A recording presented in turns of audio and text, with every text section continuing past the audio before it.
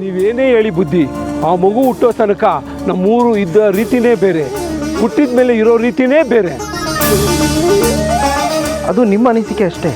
ಆ ಕುಟುಂಬ ಕೊಟ್ಟಿದ್ದ ನೀರನ್ನು ಸಹ ಕುಡಿಯೋದಿಲ್ಲ ಅಂತಂದರೆ ಮನುಷ್ಯರಿಗೆ ಏನು ಬೆಲೆ ಕೊಟ್ಟಾಗಾಯ್ತು?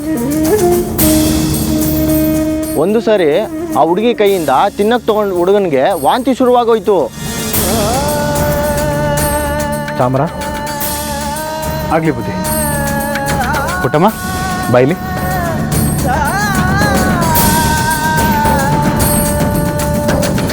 ಇರ್ಬೋದು ಸ್ವಾಮಿಗಳೇ.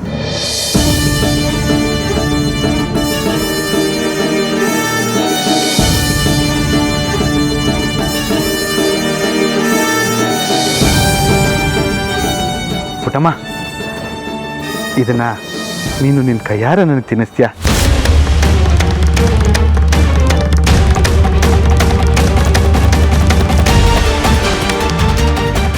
ಬೇಡ ಬುದ್ಧಿ, ಸುಮ್ಮನೆ ಯಾಕೆ ಅಪಾಯ ತಂದ್ಕೊತೀರಾ? ನಿಮ್ಮ ಮಗಳ ಕೈಯಲ್ಲಿ ನೀವು ಯಾವತ್ತೂ ಏನು ತಿಂದೇ ಇಲ್ಲ. ನಿಮ್ಗೇನಾದರೂ ಆಗಿತ್ತಾ? ನಮ್ಮ ವಿಷಯ ಬೇರೆ, ಊರಿನವ್ರ ವಿಷಯ ಬೇರೆ ಬುದ್ಧಿ. ತಿನ್ಸು, ಏನೂ ಆಗಲ್ಲ.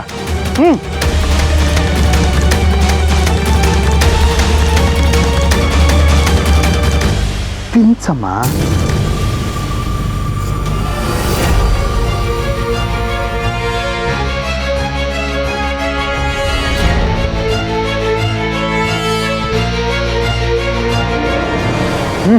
ಚೆನ್ನಾಗಿದೆ, ಇನ್ನೂ ತಿನ್ಸು.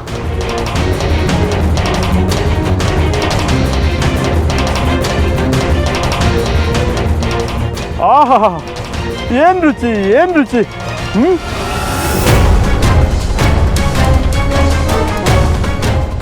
ನಿನ್ನ ಕೈಯಲ್ಲಿ ಇನ್ನೂ ಸ್ವಲ್ಪ ತಿನ್ನಿಸ್ಬಿಡು, ಏನಾಗುತ್ತೆ ನೋಡೇ ಬಿಡೋಣ.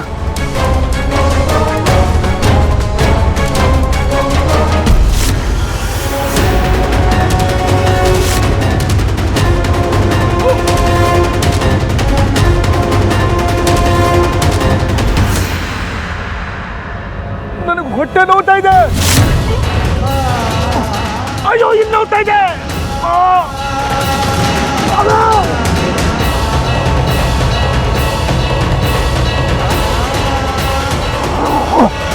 ಆಗ್ತಾ ಇಲ್ಲ. ಅಯ್ಯೋ, ಆಗ್ತಾ ಇಲ್ಲ. ನನ್ನ ಕೈ ನೋವು ತಡೆಯೋಕ್ಕಾಗ್ತಾ ಇಲ್ಲ. ನನ್ನ ಉಸಿರು ಕಟ್ತಾ ಇದೆ. ಸ್ವಾಮಿಗಳೇ,